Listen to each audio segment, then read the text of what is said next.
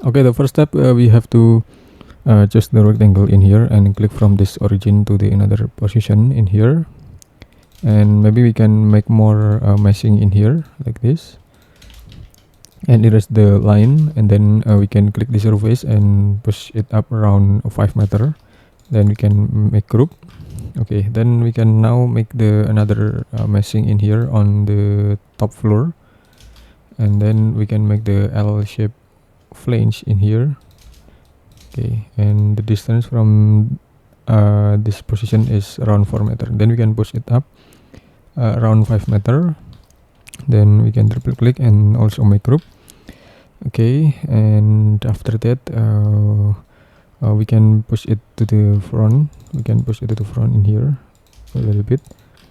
Okay, and after that we can push it to the front in here again in here, and also we have to push it again. Okay, right now we have the meshing in here. Then we can add the roofing in here, and then we can push it up a little bit and make group. Okay, then we can select the rectangle in here to add the support system in here. We can make group. Okay, then we can select the rectangle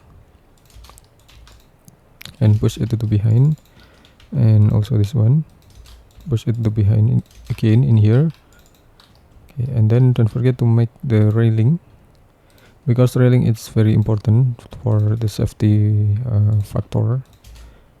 Okay, then we can push it to the inside. Okay, then we can push it up around 1 meter in here. Then we can select the glass materials. Okay, and then we can make the meshing in here, and also we can make the line. Okay, now we can assign the glass materials over there with using this option. Okay, then we can add the ground or pavement area in here, or maybe we can push it down in here again. Okay, we can make it smaller than before.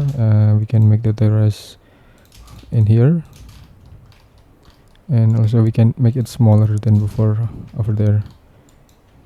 And okay, and then we can make the rectangle again in here, and we can scale about the ground, about the line object over there, and just like the pavement in here. Okay, and then we can make the glass in here. We can add the glass in here. Okay, and after that we can also change about the color. We can use the unique color. Maybe we can try to use the green in here. Okay, and after that we can select the saturation.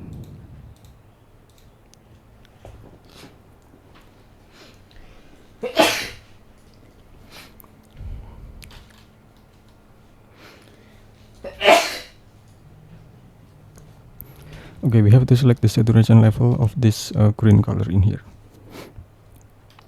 Okay, and after that we can select the another color, like a gray color in here. Okay, just like this, or we can make the more dark gray in here, and make the another wood element. Okay, we can make the another wood element in here, and select the we can select the cladding in here, and also in this position. Okay, and now we can select the color. Okay, then we can make this one. Then we can select this color. Okay, then now we can activate the shadow, and maybe we can put the tree in here.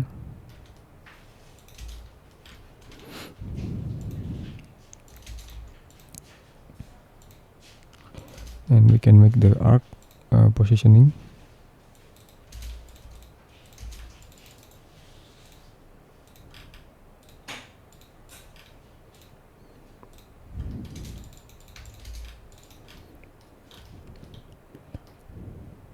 Okay, and we can make more glazing in here. Okay, I think it's enough. And anyway, thanks for watching, and just wait for my next tutorial. Thank you.